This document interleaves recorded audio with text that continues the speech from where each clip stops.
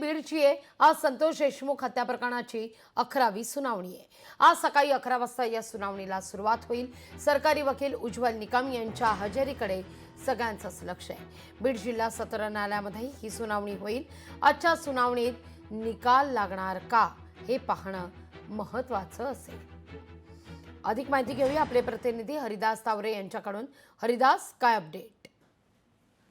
नक्कीच लागवीजी सांगता येईल की आज ही जी आहे ती सुनावणी महत्त्वाची सुनावणी या ठिकाणी पार पडणार आहे। कारण वाल्मिक कराडच्या संपत्ती जप्तीचा जो अर्ज आहे तो न्यायालयाने राखून ठेवलेला आहे।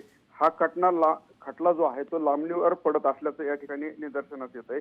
आणि तसेच वाल्मिक कराडच्या संपत्तीच्या अर्जावर काय निर्णय होतो ते देखील पाहणं तितकंच महत्त्वाचं असणार आहे। आणि विशेष म्हणजे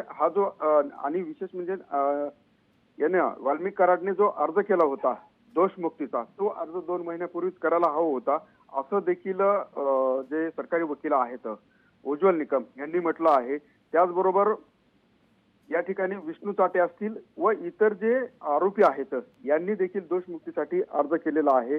हा कोर्टापुढे प्रलंबित अर्ज आहे। मात्र यामध्ये काय होतं हे देखील पाहणं महत्त्वाचं असणार आहे।